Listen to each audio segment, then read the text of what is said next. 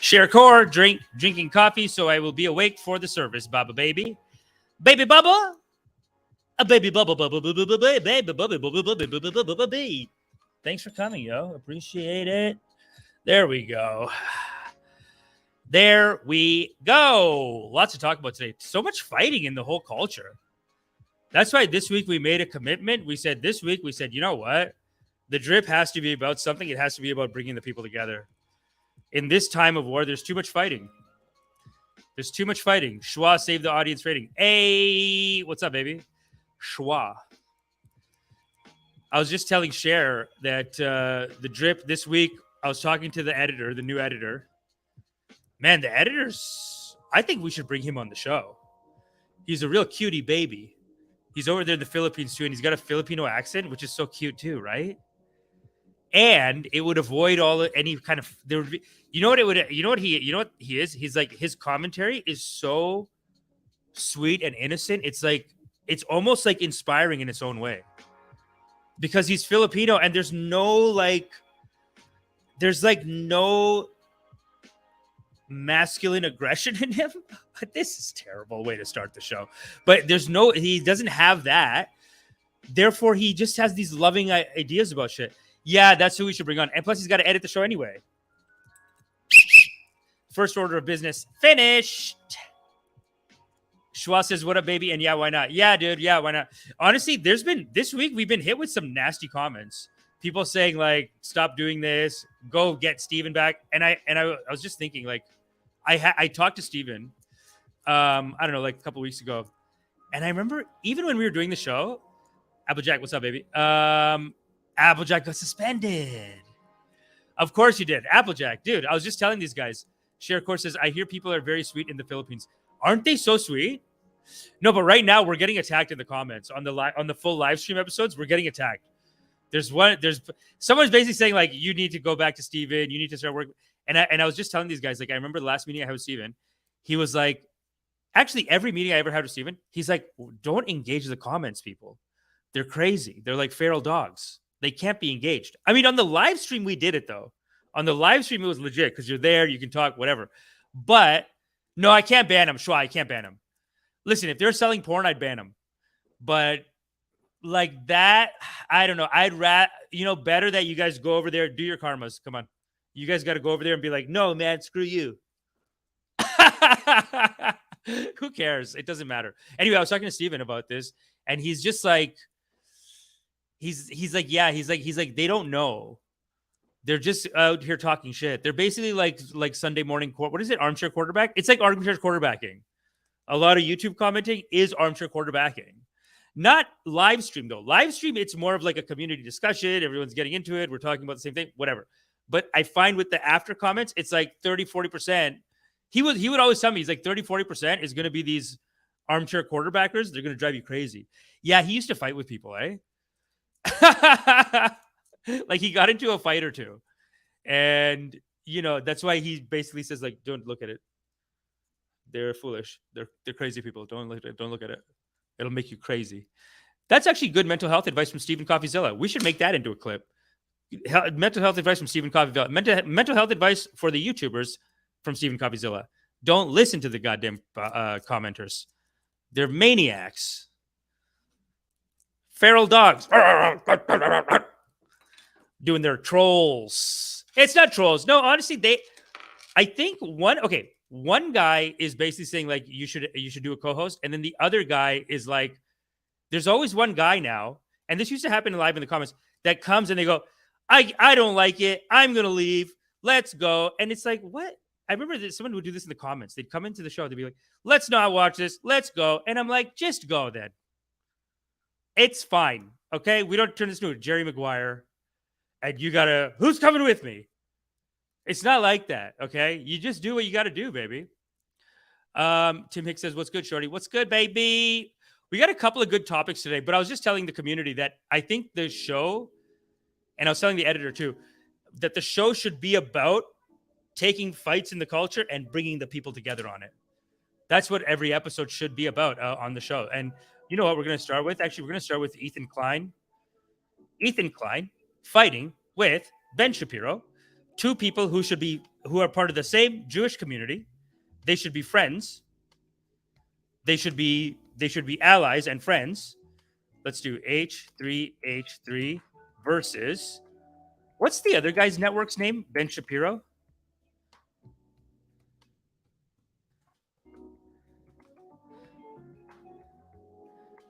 Benny Shapiro.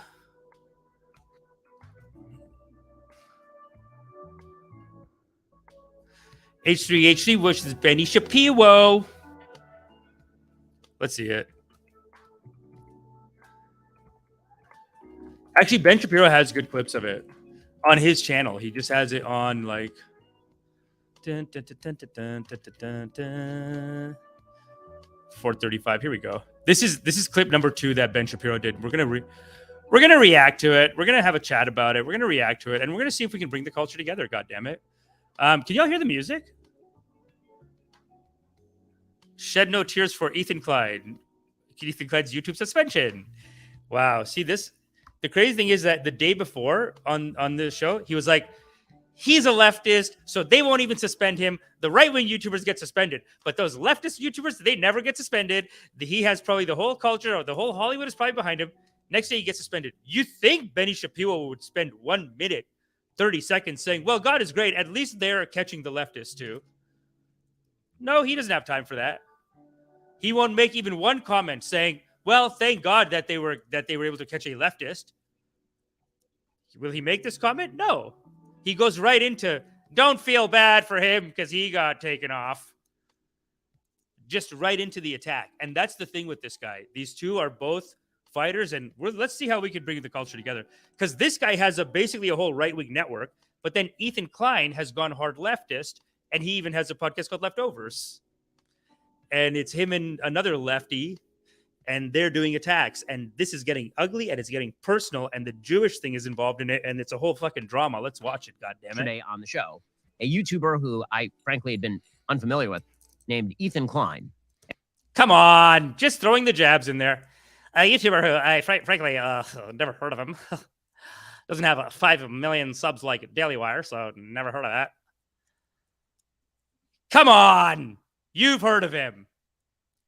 How many people in the audience? Audience reaction. He's heard of Ethan Klein, H3H3. So that's going to be 1 minus point for him. Play nicely. You should be opening the show saying, you know what? I saw this guy's stuff for years. He's my Jewish brother. He went to the wall in Israel. Comedy was tight, but this is our beef right now. He could have said that, but once you see the insults from the other side, it's too much. Hold on. But what do you guys think? Do you think he never heard of him? Let's do Kanye next. They didn't do Kanye dirty. Listen, we're doing Kanye next. We're going to spend 10 minutes on this. We're going to go to Kanye. If there was another Holocaust, I should be gassed first. So that's basically the story, though. That's who Ethan Klein is, H3H3. This is Benny Shapiro. Ethan Klein basically said, yeah, if there's another Holocaust, I hope they get this guy first. And that's wrong, obviously wrong. And that is, of course, the first sin. He is the Putin of the situation. He is the Putin of the situation in the sense that right now, one major attack has come over to Benny Shapiro, and it's from Ethan Klein, and that's what started it. So let's continue that. Which is not a wonderful thing to say. As I said on the show yesterday, I would hope that another Holocaust he and his family escape, because I'm not a terrible person. But he said, I'm not a terrible person. I'm a good person, and I hope that his family does live. Wow, that's, you know what? I got to give back the +1 that I took back before, because I -1 for pretending that he didn't know who Ethan Klein was. But now I'm going to give him a +1. I'm going to just erase that, because that's, as much as he did it with attitude, this is righteous. What he did and what he's just said there, that is righteous. Said this. And then apparently the video was deleted from YouTube. And now he's whining about it. He's very, very upset about it. He said it was just a joke. It's mean. He says the joke I was suspended for simply points out that Ben, who is desperate to be accepted by his Christian nationalist friends as white, will only ever be seen by them as a useful idiot, and sadly for him, a Jew. Whoa. Double down. That's what we call a double down. That's where Ethan should have said, I crossed the line. I said, went too far with that. He had a chance. You know, this is just like being in high school. Remember? It really is. I'm like the principal of the whole community. Stop it. Ethan Klein, that's negative points on him. So right now, Shapiro is at 0, and Ethan Klein is -2 because he did a wrong thing, one wrong thing, and then he doubled down on the wrong thing. Whereas at least Shapiro, he did a negative and then he did a positive already. Guys, I'm pretty sure that the people who like the show and listen to my stuff know I'm a Jew, not exactly hiding it.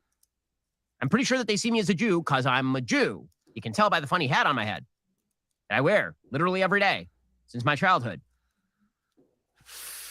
Keeping it. This guy keeps it real, though, right? This guy is. I did not think I would be taking Ben's side, but but I am. So far, it's this is no, and I thought we should cover this. I mean, why not? You think some people in the comment section have been attacking me for being a leftist, and I don't have enough right wing, and I got to bring back Steven to have a right wing perspective. Am I calling it fair? Am I calling it fair? I think we're calling it fair. Let's continue. But Ethan Klein, being not a very good person and a tacit excuse maker for genocidal terror groups like Hamas, he's trying to claim that he is the real fighter against anti-Semitism. He says he is constantly excusing, enabling, and platforming real anti-Semitism. This is coming from a guy who literally put out a post last year making excuses for, again, genocidal terror group Hamas. Okay, so what does this mean? This is where I know Applejack's pineal gland is tingling there. And I know mine is too, because that one, I feel like that's where Ethan Klein was probably doing some kind of activism, something that's slightly pro-Palestinian activism, some kind of like, hey, I know they're bombing right now, but we're fucking with these guys too, right? He said something like that, and now this guy is reinterpreting that as anti-Semitic and pro-Hamas, pro-terrorism, which I don't think Ethan Klein was pro-terrorism, right? So now Ethan Klein -2.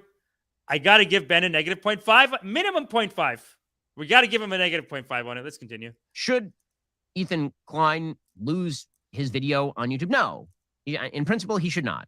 I'm very much in favor of the idea that platforms should be extremely loose about what they allow on their platforms.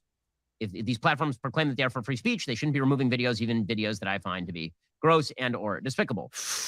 Now he's going to get a plus 0.5 at least. -0.5 on that last Hamas thing, but now this is again a plus 0.5 because he is saying that still I believe in free speech, and his video should not be taken down. Leave it. He has said terrible things. He has said foolish things, but leave it. Let the whole world see. That's interesting. I will add one proviso. That's their perspective. If you are, as Ethan Klein appears to be, a person who revels in the cancellation of others, I will shed 0 tears for you, and you deserve everything you have coming. Ethan Klein, in 2022, as in earlier this year, tweeted out, quote, "Years ago, I interviewed Jordan Peterson before I was very familiar with his politics. He was an interesting guest who I enjoyed sitting with. But especially now, I can see he's a dangerous gateway to the alt-right transphobia and COVID misinfo. I removed both interviews today." Jordan responded at the time, quote, "I should warn you that those who engage in cancel culture generally live to regret it. I'm not going to come after you, except politely in this Twitter stream, but the chickens will definitely come home to roost." Wow, now he's bringing in his side players. You know what's crazy about Daily Wire is that he actually signed freaking Jordan Peterson. These guys are so deep in the culture war that half the right-wing players are in his team. Half the right-wing players in the game are his team. They're going to start running for office soon. They work so hard. Oh my God. Yeah, he's getting all kinds of plus points. I don't want to give it to him. This has been Ethan for the last couple of years, though. Making these big, sloppy leftist statements. He keeps doing this, and it really makes left-wing people look dumb. It makes it brings attention on. No, it polarizes. It's not good. Man, Ethan was so cool. Remember? He got so weird with the podcast. The sketches were so banger. Remember when he was doing the sketches, man? Ethan, do the sketches. Now I feel bad though. That's so hurtful to say to a YouTuber. Now I'm one of the rabid dogs. Am I right? Let's continue this. So now Ethan Klein is crying salty tears over his YouTube video being. By the way, I never called for his YouTube video to be removed. Right? High ground plus bringing up high ground negative 0.25. You're on the high ground. Now you're telling us you're on the high ground. Let's keep it. Let's cool it. Let's watch. I never said that. In fact, I don't think it should be removed. But we all play by the same rules around here. And if this is the game that you choose to play stupid games, win stupid prizes, you deserve everything you have coming to you. I'm not going to stand in the way of the cancel culture mob when you have fed that mob and incentivized that mob and been a member of that mob. Ethan Klein tweeted out in teary rage, they are currently the greatest beneficiaries of cancel culture, identity politics, and moral outrage. It's incredible. They've become the party of free speech while decrying and lobbying from ID platforming. They both condemn and defend cancel culture in the same breath. Do you own a mirror? Do you? I will refrain from any comments about the appearance of. There is truth in that. You know, I do feel like these Ben Shapiro guys, they act like they're so against cancel culture, but they are actually offended all the time, it seems like. You know? Yeah, they know how to team up. Dude, he signed him. He signed Peterson. And now Peterson's coming out with hard rips. Like, did you notice that since this guy signed Peterson, Peterson's been crying? Like, since his career started, he cried like 5 times. Since he's been signed with Daily Wire, he's cried like another 5 times. Nothing's even happening that bad, man, because they made a movie and they made him the villain in the movie. But this is where I kind of agree with Ethan.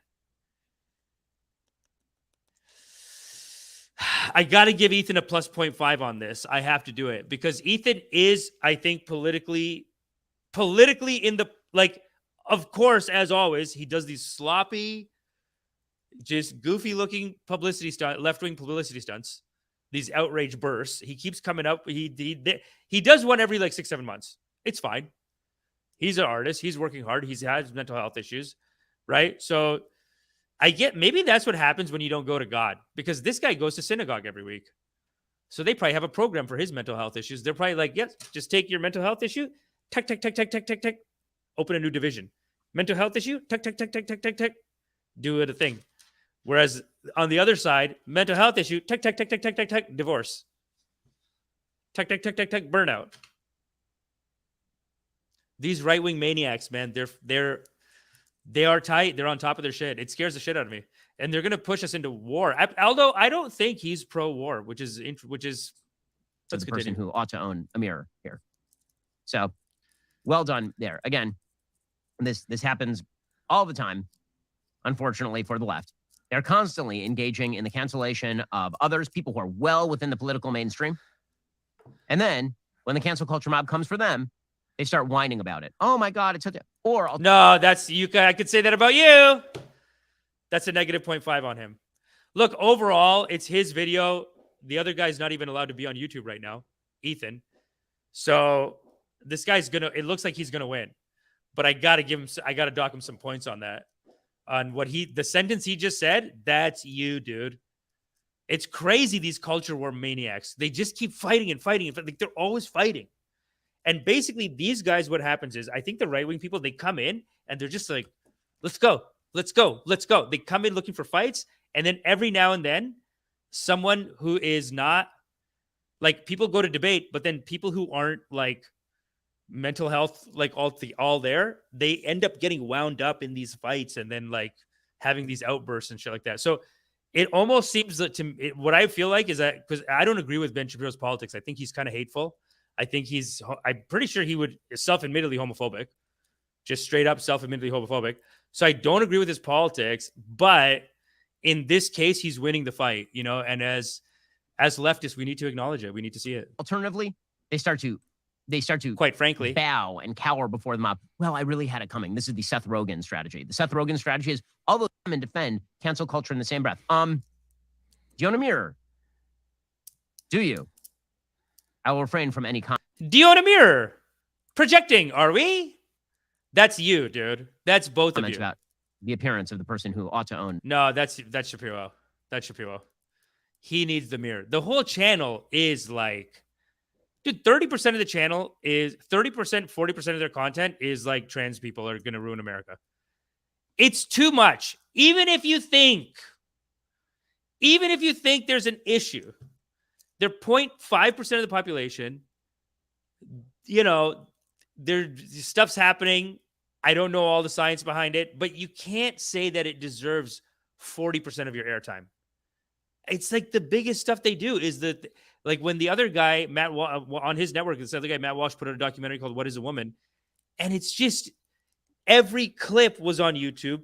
A reaction to every clip is on YouTube. A reaction to a news article about the movie, every single news article, positive and negative. Like if Fox just did a puff piece on it, Matt Walsh next day would be like, so let's react to the Fox News piece about my movie. And then he would just do 10 minutes on that. And then next day, and then if someone criticized it, he would do 20 minutes on that, rip them back. It's just fight. A mirror here. So well done there. Again, this happens all the time, unfortunately, for the left. They're constantly engaging in the cancellation of others, people who are well within the political mainstream. And then when the cancel culture mob comes for them, they start whining about it. Oh my God, it's such a... Or alternatively, they start to bow and cower before the mob. Well, I really had it coming. This is the Seth Rogen strategy. The Seth Rogen strategy is all those jokes that I told 10 years ago, instead of defending them. That's true. Like left-wing people apologize. Right-wing people are like, fuck you. What are you going to do about it? And then the right-wing people don't even get in trouble. That's true. I almost got to give him a plus 0.25 on that for just letting the people know about that, because that is a major conservative strategy. Every time they get canceled, and they deserve to get canceled, half of them, not half, but like half of them are deserving cancels. Yeah, no, maybe they're all deserving cancels. I don't know, but a lot of them are deserving cancels, and they're just like, yeah, no, I don't care. Cancel me. Oh, I'm canceled. You didn't call me anyway, so shut up. I don't care. That's what basically their attitude. They're like, cancel me. Yeah, cancel me. Ben Shapiro put me on double.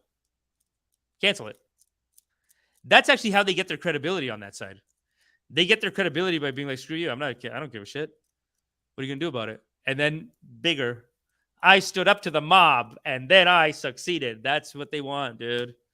And taking the hit. I'm just going to say I'll cancel myself. I'll cancel myself. Cowardice at the highest levels. Damn. So one standard for everyone. That is the way that all of this should work. So there will be no tears shed for Ethan Klein's temporary suspension from YouTube on this end, even though I believe that he should not be suspended for comments like the one that he made. I believe it. Alrighty, guys, the rest of the show is continuing right now. You're not going to want to miss it. We'll be getting into why Liz Truss just lost her job as Prime Minister. Wow. What a professional job, though. I almost got to give him plus half for that. But you know what? Of course, it's easy for him to win when it's his show and he's doing the rip. Let's see Ethan Klein's rip. We'll have to review Ethan Klein's counter rip next week. So let's see what he says, because he is a bit of a train wreck too. I know, it's so sad that he's obviously just has like burning out, being an artist, mental health issues, obviously. But like, it does feel like these right-wing people, they know how to get everyone riled up, their own base, but then they also know how to like get under the skin of these lefties until the lefties are like, yeah. Well, I hope you die in a Holocaust. Canceled. And then it's like, idiot, you took the bait.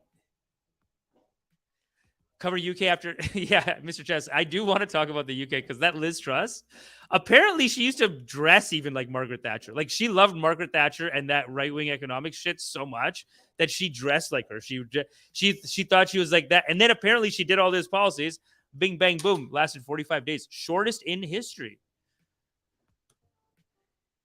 Yay, be cray-cray. Is that appropriate for our next topic? No. Why is it showing that? Yay, be cray-cray.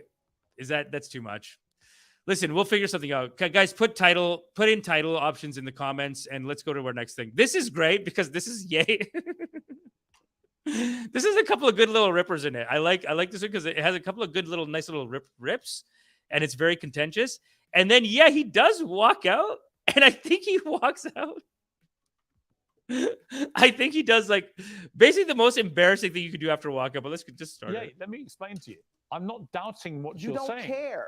I do care. You don't care about me. You don't care about my people.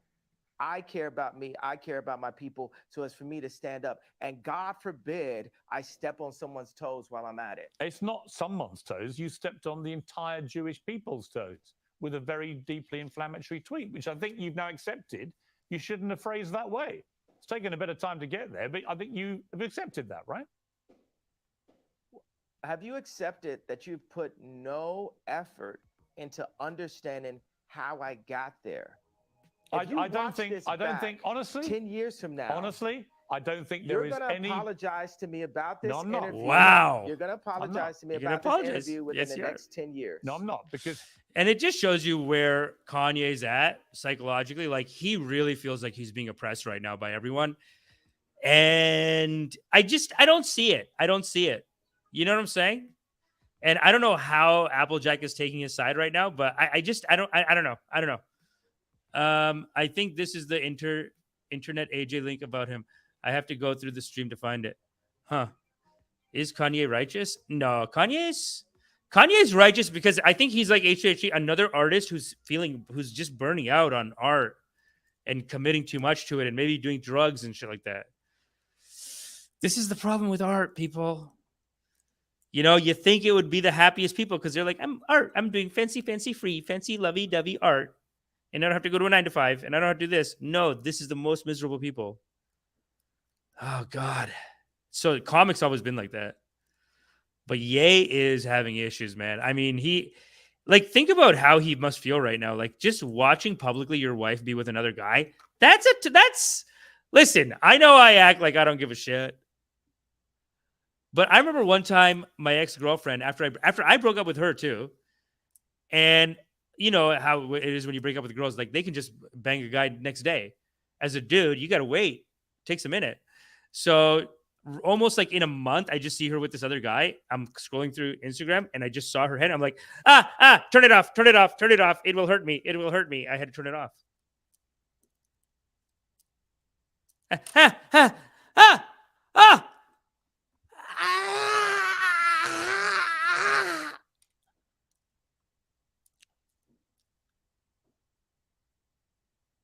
So that's the issue, right? Now this is happening publicly with this younger comic. Then imagine what's going through his head. Then he tried to date that model, and I think that didn't work either. So then he came back and he's like, I have family values and I love my wife and I love my family values. And it's really just like, that hurts, man. Don't marry a Kardashian. Am I right, people?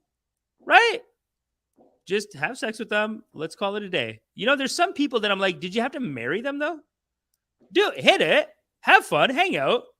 Have sex with them. But you need to push to get it to marry them. They are train wreck people, man. They're like, honestly, it's so like the whole life is on a reality show. She did a sex tape. I don't mind the sex tape. I kind of don't mind the sex tape just for you as a human being. But to do a sex tape to pop off seems like a little bit, I don't know. And then you're kind of using that boy too. Who's that young boy, Ray J? That young man probably never would have made a sex tape, but she might have said to him, come on, baby, let's make a sex tape. We'll pop off. We'll get famous. She got famous. He didn't know how to handle it, I think. He just looks like an idiot for doing that. She got a reality show. She's smart, though. She is smart. I'll give you that, but don't marry. Right? Have sex. God is great. God is great. Have sex. But what's this marriage push? Just, you know what I mean? I don't know. Especially like they're so public. Yeah, it gets ugly when it's a public thing and then you can't control who they're dating. Mark my words. Mark my words. He is like looking like a supervillain. And it's a real grown man meltdown is what it is. This is what, like, I've seen small versions of this in the society where a man or a woman is just having a hard time in their like 50s and they're old and they're struggling mentally and they screwed something up, like their husband or their wife is with someone else and it's just smoking cigarettes like, you okay, Tom? I don't know, man. I don't know. You know, like if I get a divorce right now, how much money do I end up with? Because I think my wife's banging this guy. It's like it's a lot of stress. It's a lot of stress to have to do calculations like that, to do these kind of beep, beep, beep, beep, beep calculations. To have to think about like, okay, I got to sleep on someone's couch for 6 months. I got to go back to my parents, and it's, you know, sleep on the couch for a bit. She's gonna get everything probably, or no, but that's not even true. The guys lose a bunch of shit too. Listen, it's not even about who gets the money. The guys actually end up getting a lot of money now too, I think, because now in Canada they just see who made more money. So a lot of times the women, I know in a lot of cases where the women had to pay the men. Yeah, I know. Some people in America are going to be like, no, it's oppressing men in America. That's America. In Canada, I've seen women have to pay. Yeah. Yeah. This is a train wreck, though, dude. This is really sad. Mark my words. He said, mark my words. Mark my words. Mark my words. It's very one-sided. No, it's not. It's very white-sided. Oh, come on. Oh, come on. White-sided. White-sided. Racist. Come on. Hit and quit it. That's good advice. That's correct, Chance Nicks nicely. Her mother set it up. Probably mom set it up. It's interesting.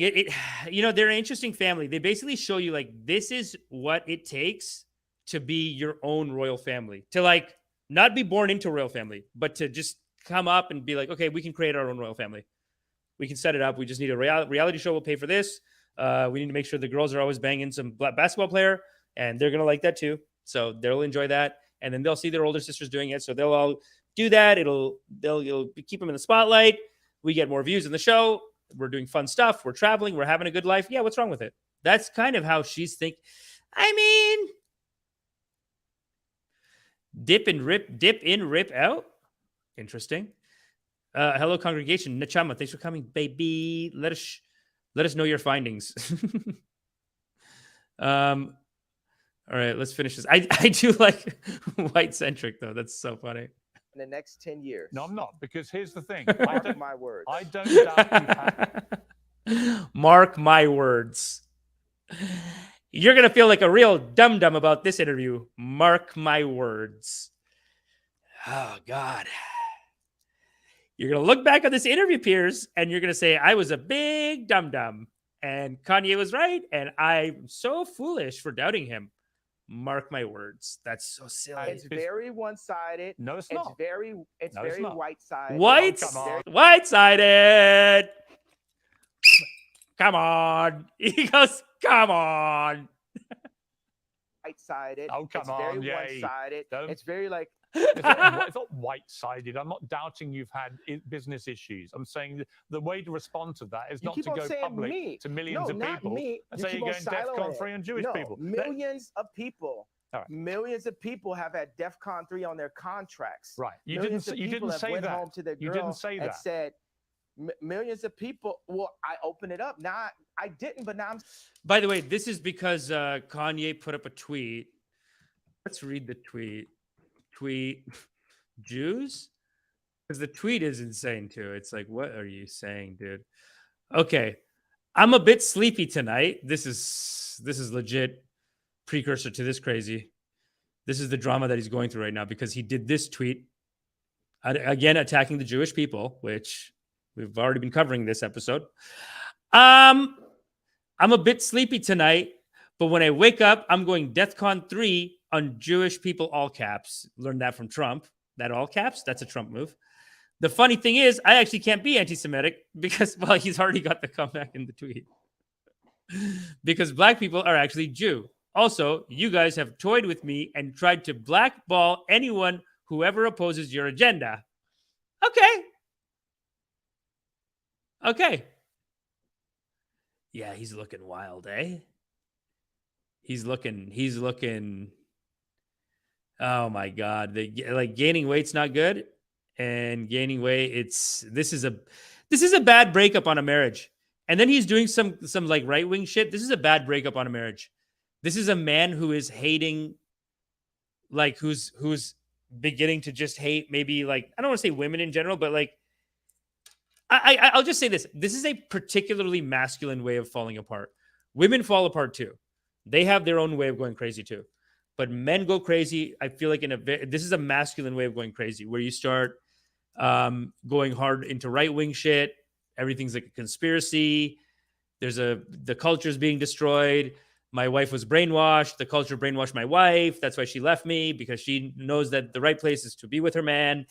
But the society's falling apart, and the Muslims are going to come, and you guys don't care about the Muslims coming because you're too feminized, and the feminists controlled you and made you say you're not allowed to say that you're scared of the Muslims, but you are scared of the Muslims, and you know that they're allowed to have 4 wives and as many kids as they can. But if I show up at my wife's house and I say, well, who the fuck is banging my wife? Then you call the police on me. But the Muslim can have 8 kids and 4 wives. And the Jew is running the whole business industry. But I'm not allowed to protect my wife? Like, that's the kind of theories. Just freestyling some men falling apart theories. Let's go. So now what I think you should say, I think you should say to the Jewish people, I'm sorry for the offensive language I used in that tweet. I wouldn't do that again. This is what I really meant. People would respect you if you said that. I don't know why you can't just say that.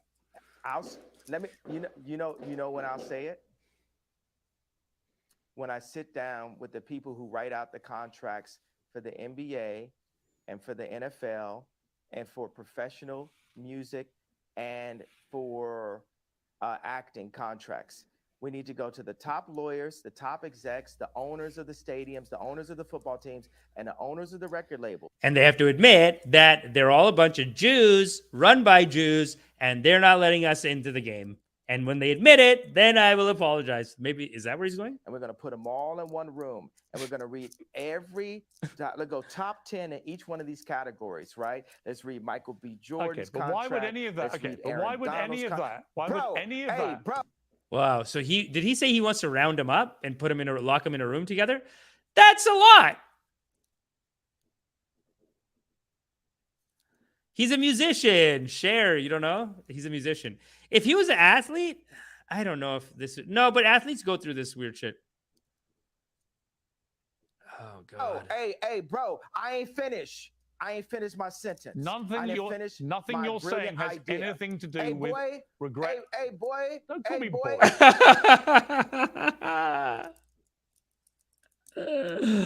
This is a good meltdown.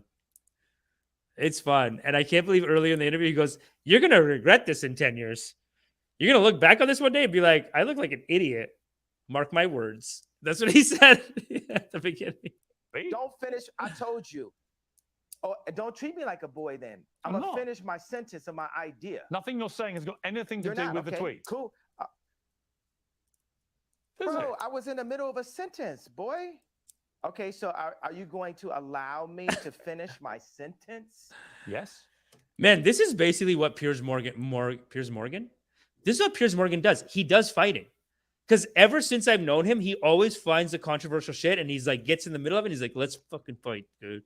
And he's willing to get into fights with everyone. That's his thing. My question. Okay, so I'm going to tell people when I would apologize for the tweet. This is what has to happen first. I need all of the top executives in Hollywood.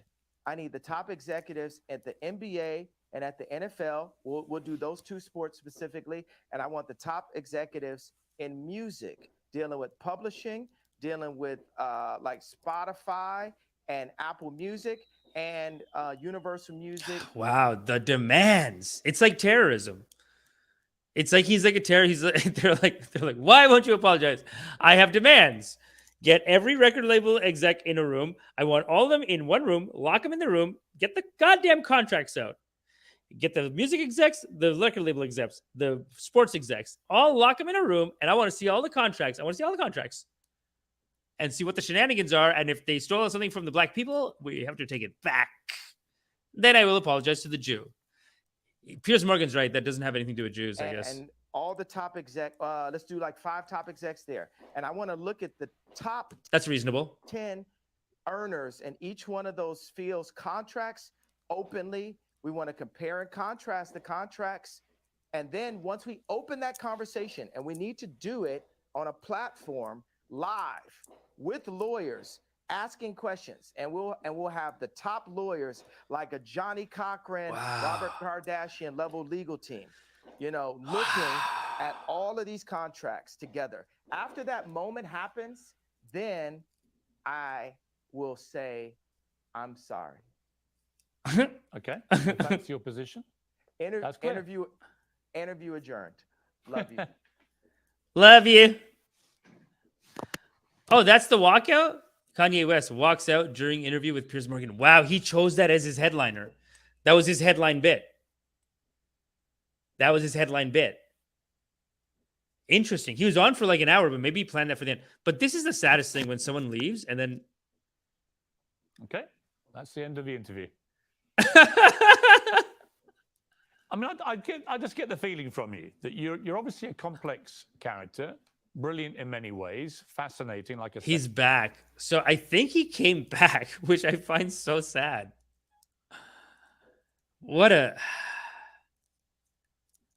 I guess they cut out the part where they're like, Kanye, come on, I have a couple more questions. Please, let's talk. We're here. And so he's like, fine. Compelling. You have a huge appeal to millions of people around the world. It just seems to me that occasionally your mouth gets you into trouble, and that perhaps on reflection, sometimes you look back. It is honestly, like, this also feels like high school. Like, it does also feel like the principal, like Morgan's the principal and Kanye's a student, and he's like, I did something wrong, I'm in trouble, and I don't want to talk about it. And he's pissed, and then this guy has to lecture him and be like, did you realize what you did wrong? I can wish you hadn't said things. Is that accurate? Nah, not really. Because the things I say are on behalf of God. Like, it's not always godly because I'm a man, but God is definitely using me.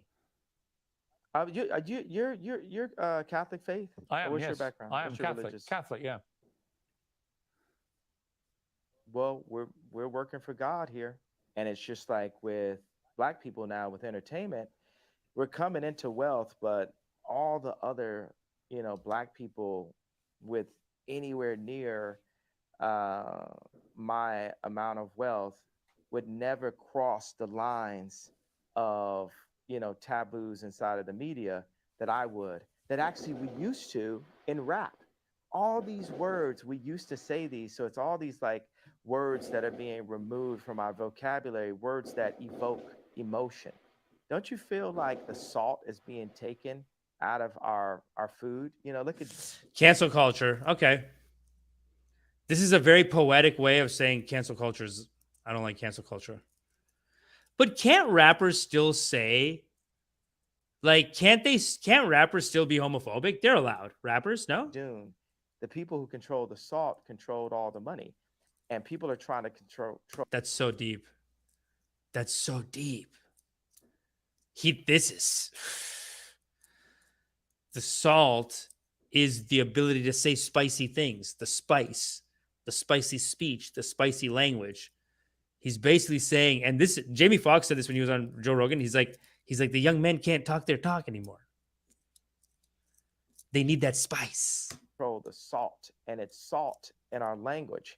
That's why I will not apologize for having a bit of salt in my words. I will say, hey, this can be improved on, but it's like, hey, look, I'm an update. You're looking at the God's iPhone 100. We are God's iPhone, right? If you think about it, we're his favorite creation. We were made in his image, and we need updates. And society, capitalism, media, and thought police have been stopping us from our updates. We have to have a thought, and then we have to actualize it. I like the word actualize better than execute, because execute's a negative word. We discussed this. We have to actualize. Wow. So he's basically saying that him saying, like, I'm going to kill these Jews tomorrow is society taking away our ability to communicate with the most high universal source energies coming in. because he's not allowed to say, hey, I'm going to kill these Jews tomorrow. That means that cancel culture is attacking our artist's ability to channel direct from the source, because I guess the source wanted him to say. That's what he's saying. No, he's obviously, listen, he's having a hard time, and it's sad. You know, it does feel like he's at some kind of principal's office and he's being lectured, and it's like, settle down, and you did the wrong thing, and you cannot do this anymore. And he made his points, and he thinks that he's going to be like this generation's Black Panthers in 6 months.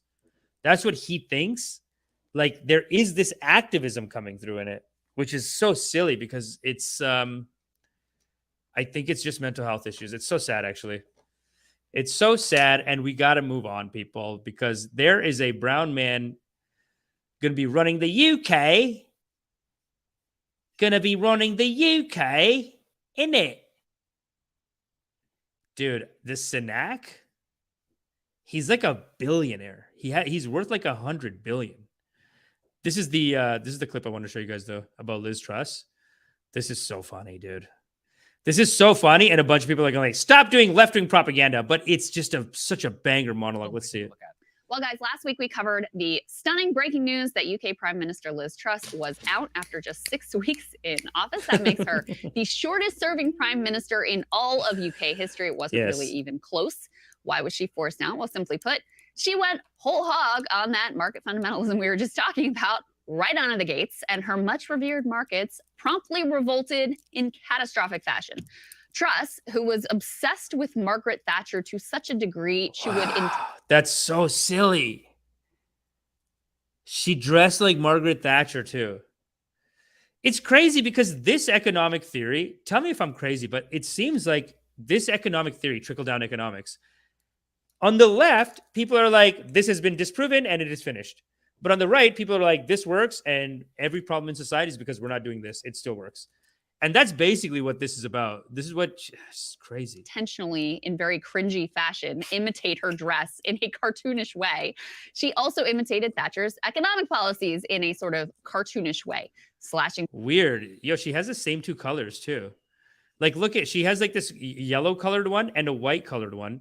And then in this picture, she has the yellowy one, and then she has the white one. That means she she copied like every outfit, maybe. Well, you got to get the tones. Like, it's the exact tone, though. She just got the tones flipped. She got both tones. She's thorough. You can't say she's not thorough. Cartoonish way, slashing taxes on the rich, halting a planned corporate tax rise, even lifting a cap on banker bonuses. The results were immediate, and they were catastrophic. The pound crashed. The cost for the government to borrow spiked. This triggered follow-on effects, like for large pension funds. They started to face margin calls and were faced with the prospect of having to fire sale their assets. The Bank of England had to swoop in with what was essentially a bailout before the Truss government. When did this this has just all happened in the last 3 months in England? This is insane. How come I don't know about this? Does everyone know about this? I know England was in some collapse, but I thought it was because the Russians. But this is very interesting, though. You can't tell. I mean, I don't know what to tell conservatives. They just don't see it. Because while left-wing people are just say, like, trickle-down economics doesn't work, you screwed it up, doesn't work. On the right, they actually are like, yeah, look at California and look at New York. They're failed economies. Texas and Florida are number 1, and they have the right-wing trickle-down economics economy, and that's why they're number 1, and they're dominating you, leftist. So that's interesting. What do you guys think of that? Is this just a failed policy that you can blame on that? I wonder. Government was forced to backtrack and scrapped the whole plan. Never has a reckoning on an economic program been so swift and so thorough. Whatever upsides this sort of supply-side ideology might have been able to accrue in the 70s and 80s, those have long since been claimed. Now, this agenda is nothing but a loser, driving wild inequality, financial rigging, and instant or medium-term calamity. But guess who has 100% not learned this lesson at all? That would be the Republican Party. In spite of making some noises about a new economic approach in the early days of the Trump years, they are still trying to cartoonishly resuscitate Reaganomics in the exact same manner as Truss was trying to bring back zombie Thatcherism, Reagan's counterpart. Zombie Thatcherism. What a weird name for it. Yeah, it's just government corruption, management, mismanagement of funds and laws. Yeah, I mean, it's never the problem with these economic things like this, like saying like that economic policy caused this, is that nobody ever believes it. Like, I don't know what to think. Is this true? Is this because yeah, then these goddamn conservatives, they always have Texas, Cali, Texas, Florida. We're doing trickle down. We still doing trickle down. We're not doing your leftist, paradise part, of course, across the pond. I don't know. It's hard Courting to tell. disaster with a catastrophic plan that sounds a lot like the one Truss used to tank the British economy. Don't take my word for it.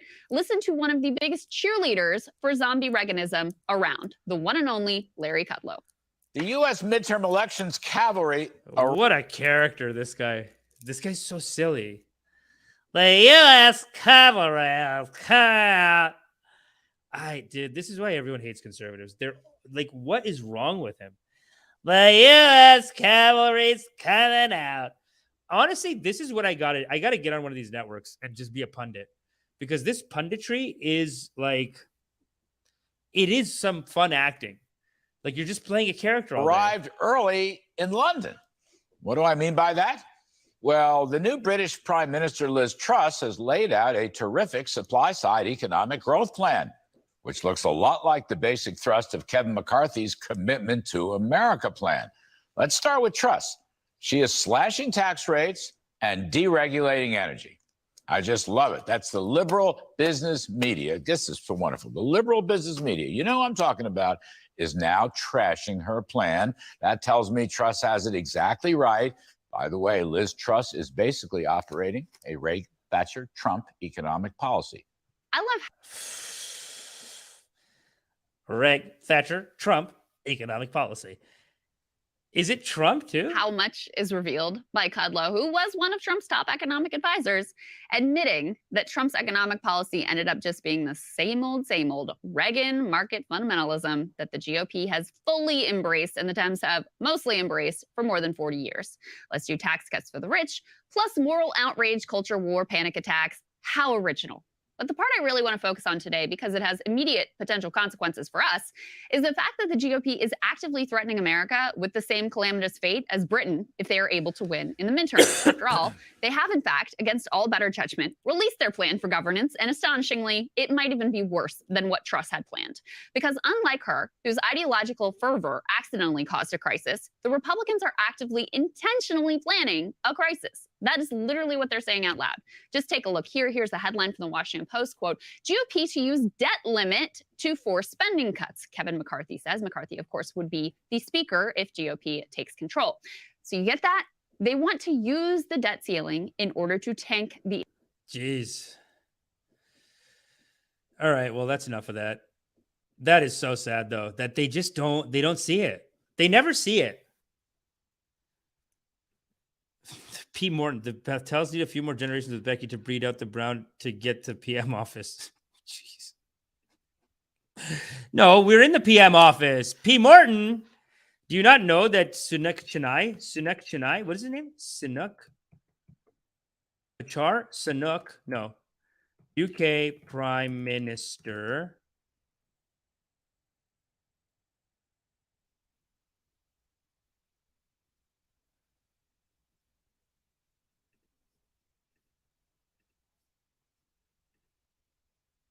Let's see it. Let's see this guy, Rishi Sunak, to be installed as UK Prime Minister on Tuesday. Yeah, this is it. Well, you know what? When the place falls apart, that's when you get a brown guy, isn't it? When the place is really going to the shit, then you get a brown guy. It's just like Obama. My friend just texted me this. He's like, you go Bush ruins everything, you get Obama. Of course. The whole shit's falling apart. First, you get the woman. The woman's like, I can't do this. Get the brown guy. Classic move. Because Boris Johnson was going to run back again, and he will come back, Boris Johnson. But he knew he couldn't win, and he knew that it's just too much of a shit show to take over right now. So it's like not even worth it. So as a brown guy, you just have to do it because it's like that's the only chance you're going to get. Probably someone said, they're like, listen, Rishi, be a good lad. Get it done. She lasted 6 weeks. You'll be there. He'll be there for, imagine he's there for 2 months. No, but he is on top of his shit, and he's worth like $100 million. Rishi Sunak net worth. Let's see Rishi Sunak net worth.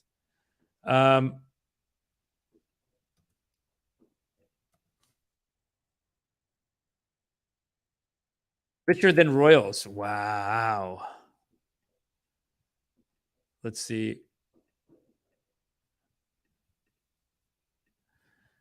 Let me put some music on for the community. You're listening to the drip, rip and dip right here live on YouTube. And this is Quandrine Dream by Noir A. Blanc V. Streaming live on YouTube. Let's see. Rishi Sunak net worth. What are we looking at here? Richer than the royals. Wow, dude. You see that? Richer than the royals. Win puts Rishi Sunak's wealth in the spotlight. The guy's just so hardworking. This news story was written by Carla Adam. Richer than the royals, Win puts Rishi Sunak's wealth in the spotlight. London, Rishi Sunak is one of the wealthiest people in Britain and will soon be the most powerful when he becomes Prime Minister. Woo! This may be the first time in history that the residents of Downing Street are richer than those of Buckingham Palace. God damn. Brits are used to being ruled by elites. Boris Johnson was about as elite as they come, but Sunak is not just rich, he is super rich, which has prompted some to ask whether his vast fortune makes him too rich to be Prime Minister. The Hindu will rise! The Hindu will rise! His backers, however, say it is precisely his background as Chancellor and the years spent making money that qualify him to lead a deeply damaged nation during these economically tumultuous times. The Hindu will rise! The Hindu will rise! Sunak, a former banker, and his wife, Indian tech heiress Akshata Murthy, have an estimated fortune of about £730 million, £730 million pounds. $30 million, according to the Sunday Times Rich Wait, 730 million. Is that two different amounts and you add them up to get the total? list. On this year's list, published before her death, Queen Elizabeth II was estimated to have about £370 million, $420 million, by comparison. That's half. What is this guy doing? He's a real psycho, right? Oh my God. Now they're fucked. Good luck to the new Prime Minister, John Paul. John Paul Speaks is here. John Paul, I feel like you should just come on the show. You should just co-host it, baby. This is wild. This guy, right? The Hindu is rising. The Hindu is rising. And look at the colonizer. Huh? The colonizer is broken. Who is the colonizer? Huh? Who is the colonizer? Apple's money comes primarily from Murthy's stake in her father's company, Infosys. She also owns startup incubator Catamaran Ventures UK and has shares in a half dozen or so other companies.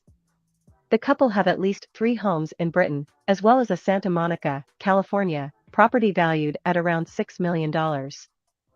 According to The Guardian, the Sunak family, they have 2 daughters, Krishna and Anushka, spend the week in their 5-bedroom house in West London and weekends in North Yorkshire at a Georgian manor house. The paper said it has been transformed into something of a wellness retreat with an indoor swimming pool, gym, yoga studio, hot tub, and tennis court. Does any of that matter to voters? It's not binary, said Robert Ford, a professor of politics at the Hindu is prosperous. University of Manchester. The British as a whole don't think that being wealthy is a bad or disqualifying thing. Yeah.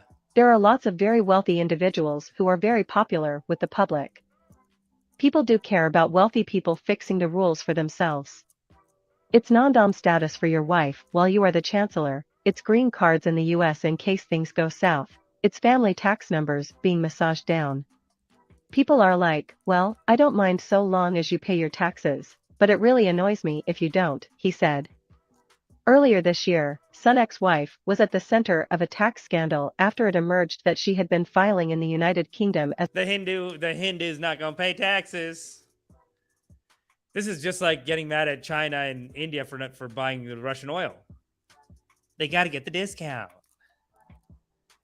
They're going to get the discount. They're going to cheat the taxes. And that's unfortunately, that is my community. I'm embarrassed about it, but my community doesn't know how to pay taxes. We won't pay it. I know so many family members, they won't pay it. I'm like, the government does so much for you. They say, I don't care. I don't pay. They'll collect unemployment. They'll take taxes. In my family, I just know so many people who've done it. They'll collect unemployment and then work like a cash job. My parents would be like, look, stupid, get lazy, stupid.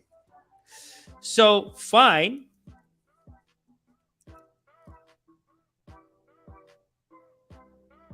Chance Nicely says, I want to see a spaceship.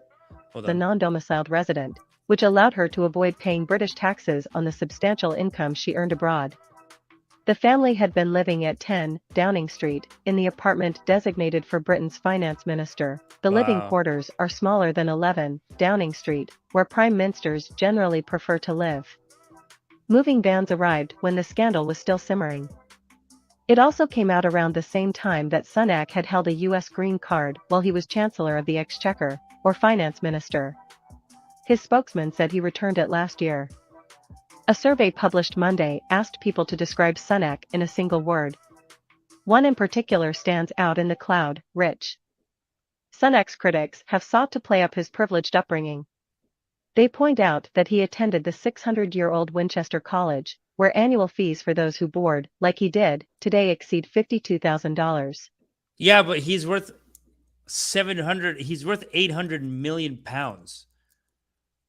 Like, or $800 million, 700 million pounds. Like, you can't just say rich kid. Because what did his parents give him? Even if you say his parents gave him, what is that? Like a couple of million? He's worth 700 million. In the last leadership election this summer, they circulated a video clip from a 2007 BBC documentary in which he suggests he doesn't have any working-class friends. He was also attacked for giving a speech to grassroots Conservative Party members this summer where he said that, as Chancellor, he tried to reverse funding formulas that shoved all the funding into deprived urban areas so as to help wealthier towns. During these troubled times of high energy prices and runaway inflation, however, Sunak's supporters counter that his background, not his wealth, but his own experience in finance and at the Treasury, make him the right man for the job right now. Before becoming a lawmaker, only 7 years ago, a rapid ascent in British political terms. Hold on.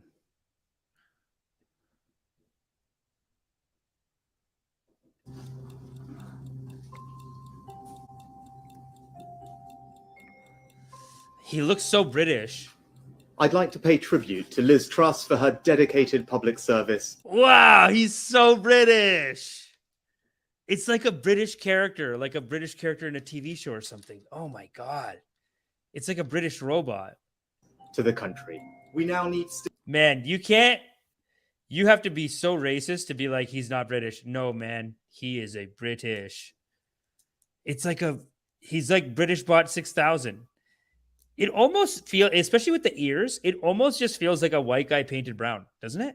Stability and unity. And I will make it my utmost priority to bring our party and our country together.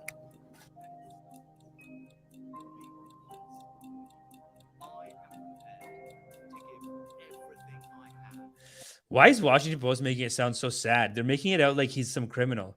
They're like, dun, dun, dun, dun, dun, dun, dun, dun, dun, dun, dun, dun, dun, dun, dun, dun. Why are you afraid that a brown man won? Huh? What does that scare you, Washington Post? What's this scary music? Yes, a South Asian man is the president, is the prime minister. After 250 years of colonization, can a brown man be the goddamn prime minister, Washington Post? What's this music?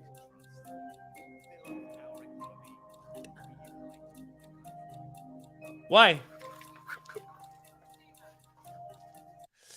Sunak, a former banker, and his wife, Indian tech heiress Akshata Murthy, have an estimated fortune of about $827 million, according to the Sunday Times Rich List.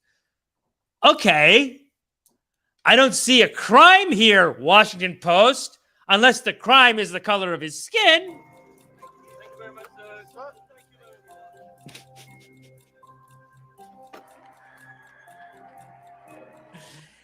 double the money of the Queen. Oh, the empire has fallen. Why is the music scary? On this year's list published before her death, Queen Elizabeth II was estimated at 420 million by comparison. It's not a competition. It's not a race. Yeah, the brown guy has double. The Hindu will rise. It's fine. It's not a race. The British is finished. The sun has set. On your bloody empire, the sun has set. And this music is fucking weird that they're playing this music. Why? Why are they playing this music? What has gone wrong? John Paul, we gotta put this clip up. We gotta inform the culture. Maybe this is a short or something. I don't know. But we gotta let the culture know that Washington Post is clearly hates Indian people. Clearly is attacking the South Asian community. Yep. What else how can you explain this music? Not a negative thing. Sunak will be the youngest British prime minister at 42 since 1820.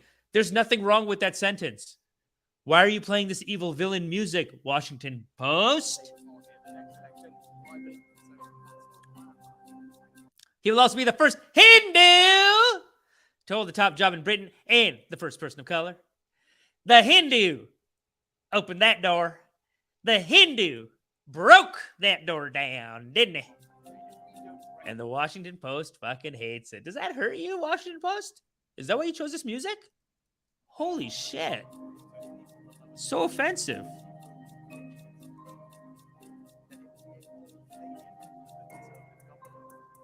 His parents are from India.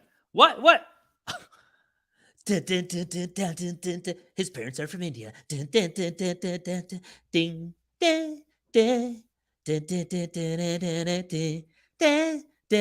parents are from India. Our whole culture, our civilization is broken. Is that what they're saying? I don't know what they're saying. Sunak, the former UK finance minister, led the revolt against Boris Johnson and was runner-up to Liz Truss in September. Okay. Why the evil villain music? Very well done, Reggie. Very nice to see you. Thank you. That's very kind. He's perfect. He's a perfect prime minister. He's a perfect British. Just look past the color of his skin. The Hindu will rise. The Hindu will be a great colonizer. Just cool it. Why are they doing this ad like this? How did Rishi Sunak make his money? Listen, you can't say that he's just some spoiled rich kid because the Hindu will rise and the Hindu will rise. But also, let me tell you this. Let me tell you this then. Sunak and Murthy are the 222nd richest people in Britain. So there's 221 above them? That seems like low.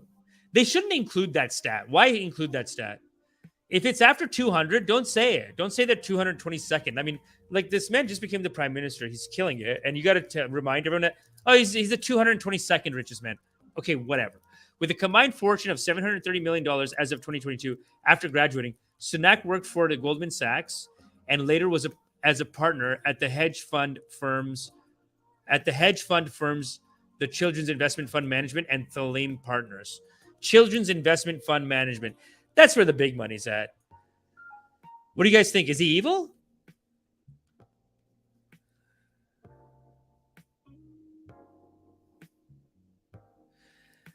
Applejack, I don't know about that, but listen, we're gonna figure it out. We're gonna get to that next time. I gotta do more Canadian topics, but I gotta go. It's 11:11. It's God's time. It's the Lord's time, and I gotta get the hell out of here. But make sure you hit the like, hit the subscribe, put a lot of comments down there, and if someone says some nasty shit, just hit them back. Don't say anything mean to them. Just say, but my Babaji is most powerful and he is most righteous. Say stuff like that. Do your karmas, people. That's your karmas. So if anyone's talking shit in the comments, go rip them, but gently, nicely, with loving kindness. Rip them, though. With loving kindness. I'll let you figure it out. Huey, what's up? Anyone with so much money is probably eating baby blood. Well, he is at the Children's Investment Fund Management. That's what he was doing before. But he made either half or the majority of $730 million from Goldman Sachs, basically, and the hedge fund, and as a partner at the hedge fund firms, the Children's Investment Fund Management and Theleme Partners. So the guy's just a super on top of his shit finance guy, workaholic type of, just an alpha brown guy. And this is the kind of alphas that you're going to see running the whole planet. God damn it. Coming out of Bombay, coming out of Delhi, and I guess in England too. But like, listen, brown people are like, it's aggressive. Okay, people come from New Delhi, people come from Bombay. It's aggressive. They're gonna come with their MBAs and they're gonna take your jobs, people. So get on top of your shit and make sure you come to Loving Kindness, because we are in Kali Yuga. And let me tell you, the Asians are rising and they're trying to take some money back. Plus, there's a war starting. Plus, Europe. I mean, you know what's happening in Europe. Okay. And the whole goddamn internet's fighting. And that's why I was talking to Jean Paul yesterday. And I was saying that the new aim of this show is we got to take people that are fighting and hurting each other and bring the community together. And I think we did that today. We really did. With the first two topics, for sure. With the third one, I kind of just got into saying stuff like Hindu nationalist stuff maybe at the end, but that's fine too. That's just, it's going to come out too. I was saying it lovingly. There's a war going on? No way. Dude, next time we got to talk about the pipeline bombing. What the hell, dude? Who bombed this pipeline? No one's going to tell us. This is a major act of war, people. The Nord Stream 2 pipeline, it's a major act of war. Let's do this. Let's do one last one. Actually, this is a good one, and then I got to go. Jeffrey Sachs, CNBC kicked off. This was, I thought, very disrespectful. Jeffrey Sachs. On the YouTube. Come on, man, on the YouTube. Come on, man, on YouTube.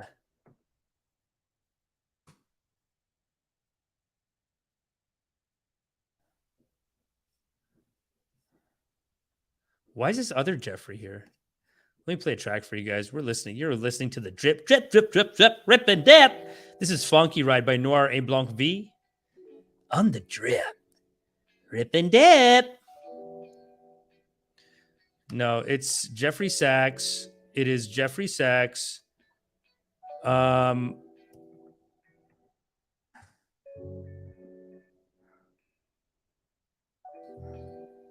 it is.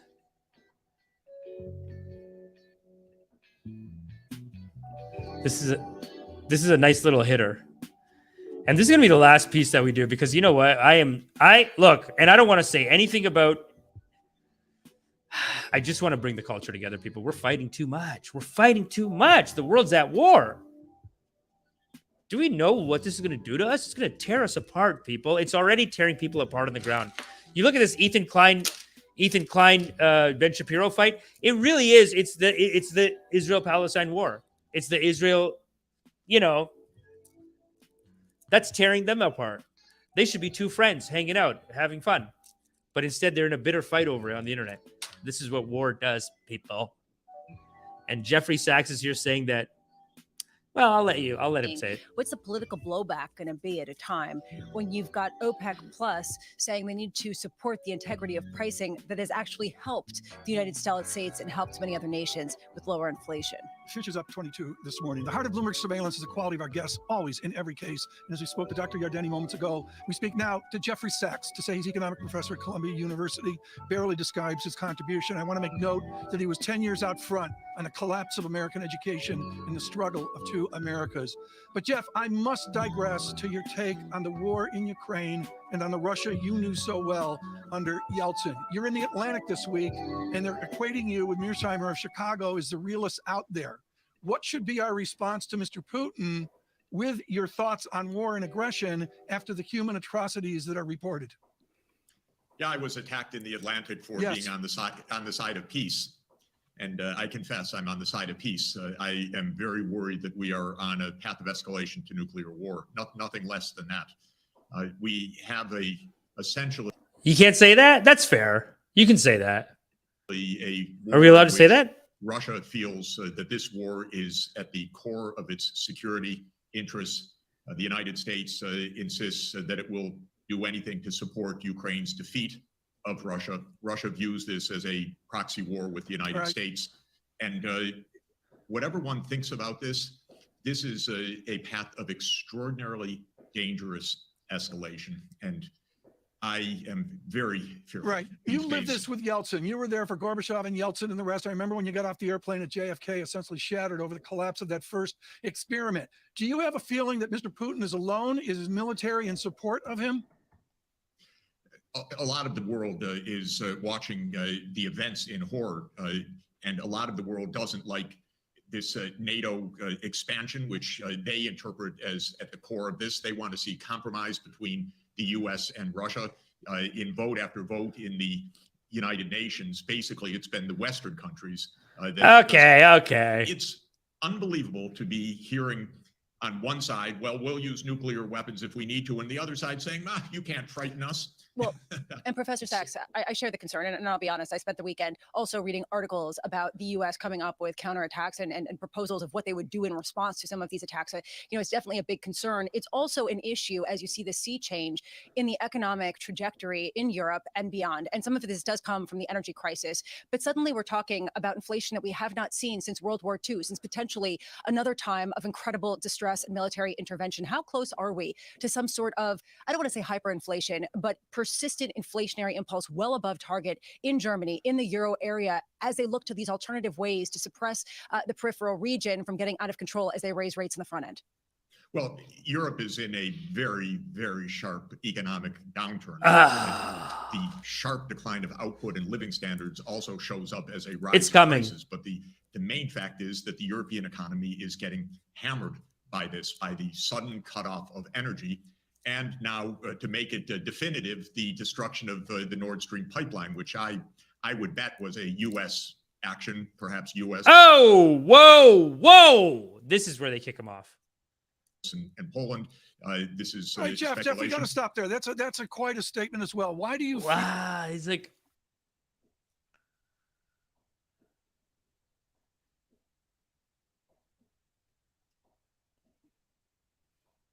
for a region from getting out of control, by the sudden cutoff of energy. And now, to make it definitive, the destruction of the Nord Stream pipeline, which I would bet was a U.S. action, perhaps U.S. and Poland. This is Jeff, we got to stop there. That's quite a statement. He's such a nice guy. He's such a nice guy that he goes, oh. No, just cool it. Wow. I know, right? It is like an emoji. It's like, oh. Yeah, no. It does feel like this a little bit, though. Like I do feel like this, where half of us think one thing and half of us think the other thing, right? Like it's just so obvious to me that the Americans did it. Why would anyone else do it? Whoever did it wants the war to start, for sure. But the idea that Russia, no way. I just don't see Russia doing it, number one, because they could just turn it off. They already said they're going to turn it off. Why damage their own pipeline? It's their own pipe. Why damage it in someone else's territory? They could just damage it in their own place or turn it off or say there's maintenance issues or anything. But this is like blown up. And then he says that there's like helicopters. Let's see what he says about the helicopters, because this is weird that he says helicopters. I haven't heard this from anyone else. As well, why do you feel that was a U.S. action? What evidence do you have of that? Well, first of all, there's direct radar evidence that U.S. Helicopters, military helicopters that are normally based in Gdansk, were circling over this area. We also had the threats from the United States earlier in this year that one way or another, we are going to end Nord Stream. We also have a remarkable statement by Secretary Blinken last Friday in a press conference. He says, this is also a tremendous opportunity. It's a strange way to talk if you're worried about the piracy on international infrastructure of vital significance. So I know this runs counter to our narrative. You're not allowed to say these things in the West. But the fact of the matter is, all over the world, when I talk to people, they think the U.S. did it. And just to tell you, and by the way, even reporters on our papers that are involved tell me privately, yeah, well, of course, but Well, it doesn't show up in our media. Professor, I want to get into the tit for tat about what did or did Yeah, not yeah. happen with Nord Stream, because I don't have the evidence and we don't have a counterbalance to this. There is an issue, though, that's at the heart of what you're saying, which is a lack of trust No in the evidence. United States, a lack of cohesion in allies in the midst of incredible political as well as economic strife. I mean, do you see the likelihood of working together at a time when there are such disparate interests and feelings of distrust? The biggest problem is that we have major geopolitical conflict, not only U.S. and Russia, but also U.S. and China. So, and again, with a tremendous amount of provocation coming. It is from the Kali US Yuga, side people. as well. So this is Kali Yuga. It's if we go into war, it's going to be hard times for everyone, man. This is a lot. So we're breaking any sense of stability right now. For the moment, many in Europe are saying, well, the U.S. is our closest ally. We need to hold on. But watch what's happening politically. There's upheaval in Europe, country after country right now. We're entering a period of enormous instability, and we're unstable in the United States as well. We went through an insurrection. We're still not past that. So He also thinks Fauci made the virus, basically. He also thinks that. So this guy is wild. Such a nice guy, though. Such a nice, sweet guy, educated, just like the Mearsheimer. Like they're just trying to be like, okay, you're not allowed to talk about that. entering the most unstable geopolitical era in many decades. We're entering the first hyperinflation in the midst of huge instability. Jeffrey, we're going to have to leave it there. Jeff Sachs, okay, thank you very so good. much. Greatly, greatly appreciate it. John, we're getting a fiery response from this interview. Are you surprised? Fiery, because that was a fiery sermon, you idiots. A wake-up call, you fools. He's saying, wake up. Such a nice guy, too, but he just wants to say, come on, people, we need peace. We need a pathway to peace. Something. This is a crazy escalatory move to just blow up a pipeline. No, I'm not. And, this is what we do with surveillance. There's a different opinion out there. And I would call it small, but there's a considered opinion out there internationally along his line, again, about the expansion of NATO too far, too fast. I'll be as diplomatic as I can. Can we clarify what we do as surveillance? We speak to experts about things that they are experts about. As an economist, on a rant about international relations. That's bullshit, dude. Come on. And then after he leaves, they just rip him. This guy, this nerd, this baldy. Fucking baldy. Why is he ripping him, dude? Oh, you can't ask an economist. Well, what the hell's war? It's related. Who else do you ask? It's all soft sciences. Whether you get Jordan Peterson on or you get that guy on or you get some other, like Jordan Peterson, psychologist, he'll come talk about this shit. You get everyone talks about everything. Who's allowed to talk about it? Military strategists? Not only, no. I mean, you can get them too. But an economist at a university is allowed to talk about it. He's a tenured professor. Tenured? It was a rant about international relations, but Jeff holds a special spot because he was the lead economic advisor to the failed Yeltsin experience. He has a huge Russian study. Now, after that, you're right. We heard a lot of things there that are controversial. I heard very little about the actions of Vladimir Putin. Yes. I heard very little about the rhetoric coming out of Russian leadership. I heard very little about any of those things. And as for that article, I know, but that's not what you asked about. You asked about who bombed the Nord Stream 2 pipeline, and he's just saying, like, obviously the Americans did it, and these guys are acting like, These are the Seahawks. Nord Stream sabotage mystery deepens as U.S. chopper spotted over Nord Stream days before leak. Well, I don't know. It's not evidence. I'm not saying it's evidence. Why did U.S. aircraft stay back post 22 drills? Yo, Crux always has banger music, dude. Is America behind Nord Stream pipeline sabotage? Fucking yeah, boy. Get it, get it, get it. The mystery over Nord Stream damage has intensified with U.S. reports of U.S. choppers circling the area in the run-up. What? Get it, get it. U.S. Air Force helicopters reportedly conducted a series of sorties over the area where Nord Stream 2 gas leak occurred. Uh-oh. Earlier in September, U.S. military helicopters reportedly circled for hours over the explosion area near the Bornholm Island. Huh. Oh. What? U.S. copper movement, it coincides with sites of leaks. Okay. Get it. The trajectory of the flight of the U.S. helicopter with the calcine reportedly matches with the leak sites in the Baltic Sea. Okay, I mean, I guess it's something. The helicopters were spotted on September 2nd and likely took off from the USS Kearsarge LHD-3. Okay. Blue. According to ADS BNL, a military plane tracking site, at least 6 U.S. aircraft used the call sign FFA-B123. Okay, are we supposed to know this information? On studying the FFA-B123 route, military experts found the choppers flew along the Nord Stream 2 pipeline area. By superimposing the FFA route scheme yesterday's accident, we get a rather interesting result. The helicopter either flew along, hope that the United States would... By the way, this is appropriate music. Not like when that brown guy became prime minister and Washington Post was like, dun, dun, dun, dun. His parents were from India. Dun, dun, dun, dun. What the hell was that shit? We got to cut that as a clip, eh? Would be able to take the Nord Stream 2 route, or even between the points at which the accident occurred. Fucking, man, but like war is sick though. I kind of want to join the military and do shit like this. This looks pretty rip and dip. Why were U.S. choppers hovering over the Baltic Sea? Tell us. Get it. The Baltic Sea is mainly surrounded by NATO member states and Nordic nations, Finland, Sweden, who aspire to join the alliance. What? On June 14th, NATO allies along the Finland and Sweden participated in the exercise Baltic operations, or Baltops 22. Baltops!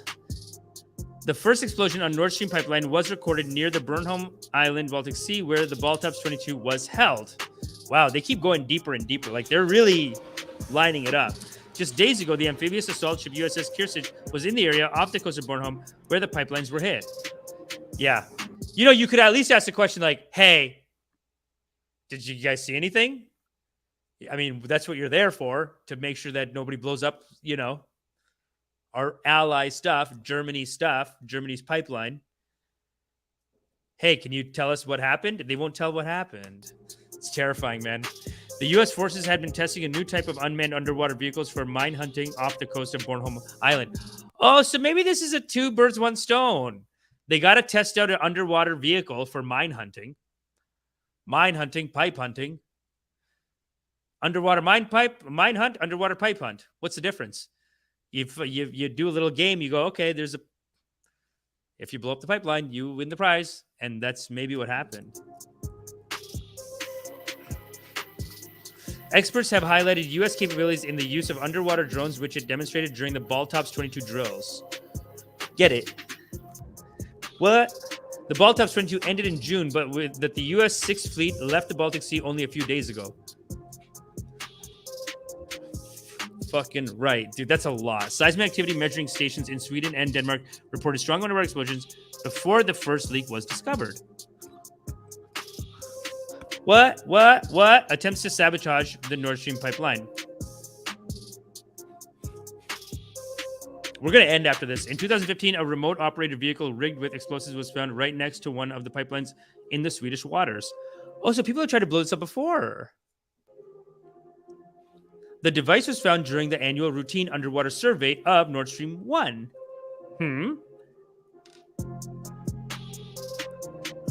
Damn. However, the national identity of the drone was not verified, as many countries use similar unmanned underwater vehicles, UUVs.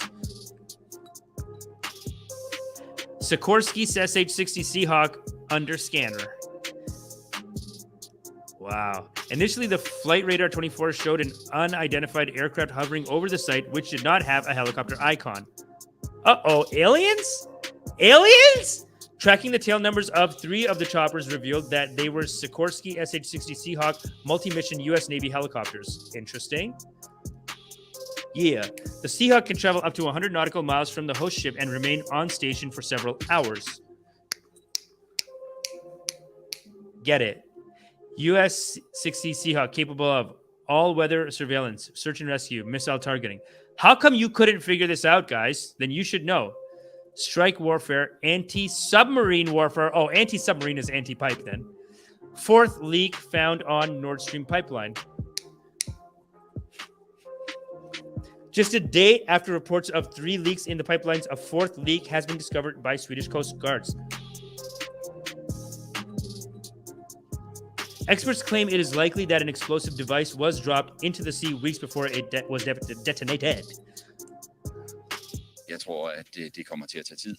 Lytter man lidt til dem, som ved noget om, hvor meget gas er der i de her rør, og hvor lang tid vil det tage, inden at trykket falder, ja, så er virkeligheden jo den, at det kan sagtens komme til at tage en uge, 14 dage, før at der er tilpas ro på området, til at man rent faktisk kan se, hvad det er, der er sket. To see what happened. Okay. Vi ved ikke nøjagtigt, hvad det er, der er sket, og der er ingen tvivl om, at det er en sprængning, det er planlagt.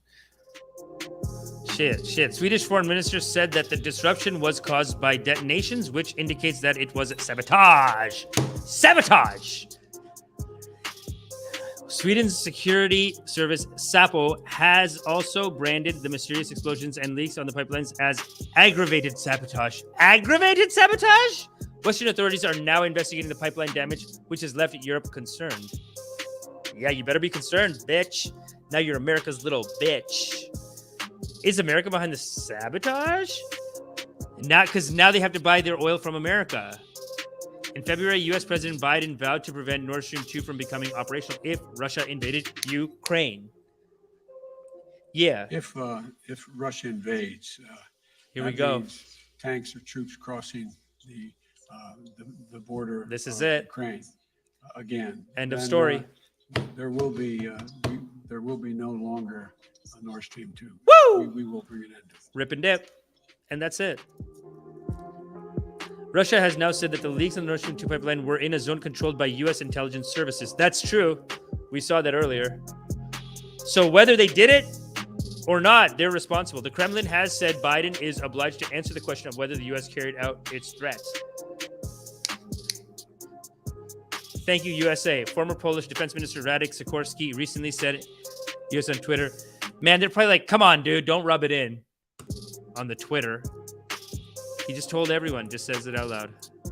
However, Poland denounces Sikorski's claim as Russian propaganda, a smear campaign against Poland, the U.S., and Ukraine. Come on! It's in their territory! As per German media Der Spiegel, the CIA had warned Berlin about the attacks on Nord Stream pipelines weeks ahead of the incident.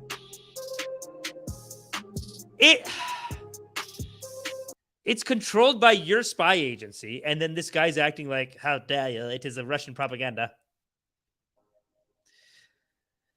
This is Prophet 7 by Noor A. Blanc V, live on YouTube. Drip, drip, rip and dip, live on YouTube. I was thinking about changing the name to Source Radio. Source, you're listening to Source, SRC 1111. Source, drip. Well, it's like a drip of source energy. I don't know. Anyway, I miss cheap gas. Go to India. They got all of it. Apparently, India and Russia are funding this war with the gas that they're buying at half price. And you can't get mad at an Asian for buying cheap gas. That's our culture, okay? That is our culture, and we have to buy it at a cheap price. And if you tell us that we're not allowed to buy it, then you're a racist. Sorry. But that's racist because that's our culture. I can't leave. My parents are millionaires. I can't leave the house unless I have 3 things to do. Because gas too much. Gas, they're too much.